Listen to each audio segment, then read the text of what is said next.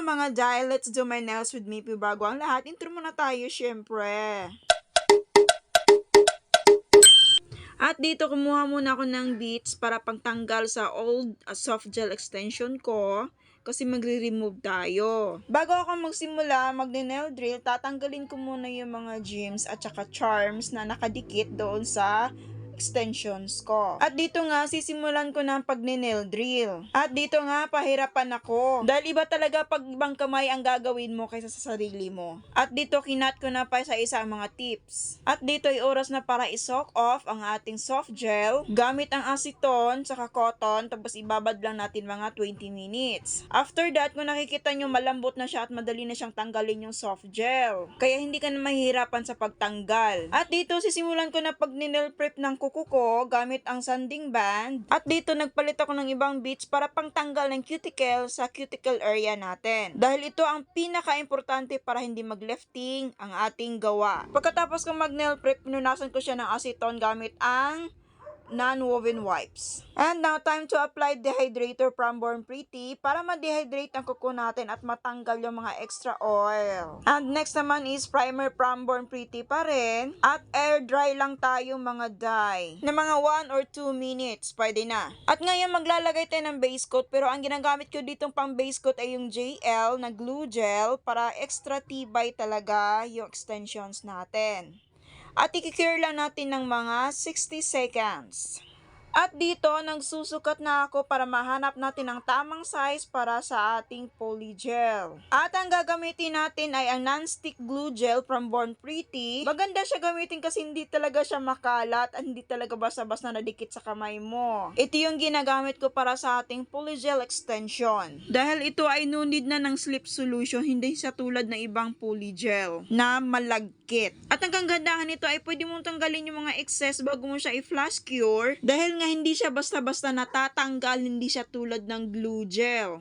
At i-cure mo ulit siya ng 60 seconds.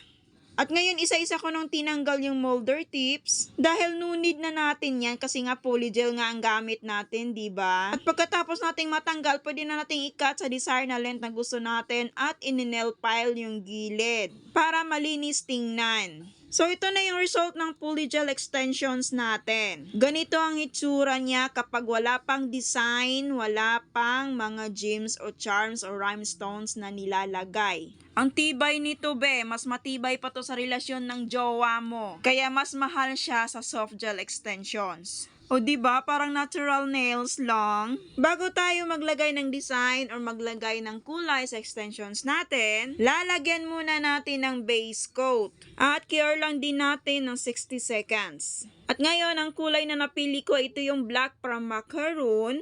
Pag-apply tayo ng first coat, at cure natin ng 60 seconds.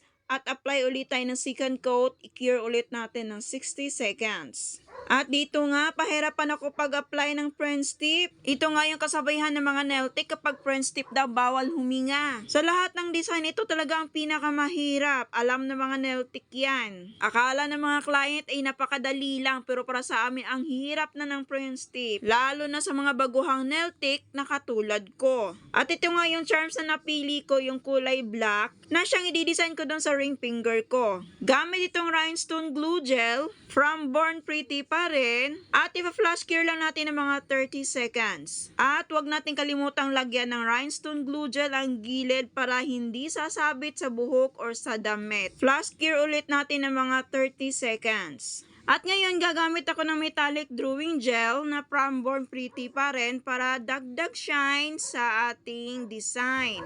Kulay gold pala ang napili ko dito at i-cure ulit natin mga 30 seconds. At ganun lang din sa ibang finger, nilalagyan ko din ng metallic drawing gel at i-cure pa rin ng 30 seconds. At ngayon gagamit ako ng watercolor nail gel para doon sa thumbnail natin. Dahil nga ang gagawin ko dito ay marble design. Dahil kung wala kayong blooming gel, itong watercolor nail gel ng Born Pretty ito, pwede na din. Nagdagdag ako ng gemstone doon sa ring finger ko na color gold at ipa-flash cure ulit siya ng 30 seconds. Tapos nag-apply na ako ng top coat. Manipis lang ang pag-a-apply. At i-cure na natin ng 60 seconds. At charan! Diba, Shala? Diba? Ang ganda. At dito hindi ko na naipakita na naglagay ako ng cuticle oil para dagdag tibay sa ating natural nails. Alam mo bang proud na proud ako sa sarili ko nito dahil first time kong gumawa ng polygel extensions. At tingnan mo naman ang result, Shala naman.